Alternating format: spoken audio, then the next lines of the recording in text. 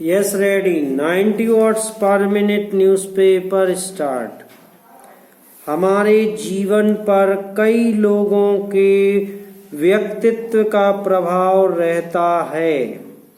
जिन लोगों से हम मिलते हैं, हम जिनके संपर्क में रहते हैं, उनकी बातों का प्रभाव पड़ना स्वाभाविक है।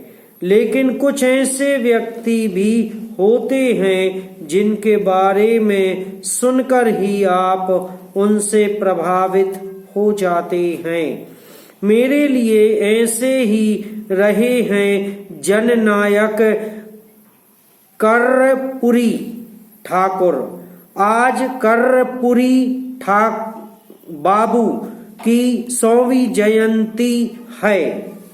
मुझे कर्पूरी जी से कभी मिलने का अवसर तो नहीं मिला, लेकिन उनके साथ बेहद करीब से काम करने वाले कैलाशपति मिश्र जी से मैंने उनके बारे में बहुत कुछ सुना है। सामाजिक न्याय के लिए कर्पूरी बाबू ने जो प्रयास किए, उससे करोड़ों लोगों के जीवन में बदलाव आया। उनका संबंध नाई समाज यानी समाज के अति पिछड़े वर्ग से था। अनेक चुनौतियों को पार करके उन्होंने कई उपलब्धियों को हासिल किया। पैरा कर्पूरी जी से जुड़े ऐसे कई किस्से हैं जो उनकी सादगी की मिसाल हैं।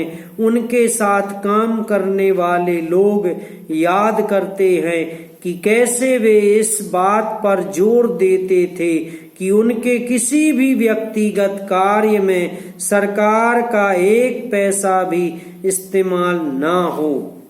ऐसा ही एक वाकया बिहार में उनके सीएम रहने के दौरान हुआ। तब राज्य के नेताओं के लिए एक कॉलोनी बनाने का निर्णय हुआ था, लेकिन उन्होंने अपने लिए कोई जमीन नहीं ली। जब भी उनसे पूछा जाता कि आप जमीन क्यों नहीं ले रहे हैं, तो वे बस विनम्रता से हाथ जोड़ लेते। 1988 में जब उनका निधन हुआ तो कई नेता श्रद्धांजलि देने उनके गांव गए। कर्पूरी जी के घर की हालत देखकर उनकी आंखों में आंसू आ गए। इतने ऊंचे पद पर रहे व्यक्ति का घर इतना साधारण कैसे हो सकता है। पैरा कर्पूरी बापू की सादगी का एक और लोकप्रिय किस्सा 1977 का है, जब वे बिहार के सीएम बने थे। तब केंद्र और बिहार में जनता सरकार सत्ता में थी।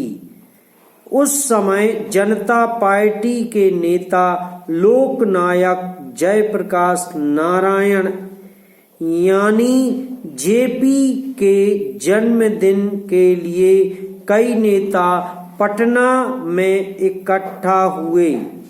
उनमें शामिल कर्पूरी बापू का कुर्ता फटा हुआ था। ऐसे में चंद्रशेखर जी ने अपने अनूठे अंदाज में लोगों से कुछ पैसे दान करने की अपील की, ताकि कर्पूरी जी नया कुर्ता खरीद सके। लेकिन कर्पूरी जी तो कर्पूरी जी थे। उन्होंने इसमें भी एक मिसाल कायम कर दी।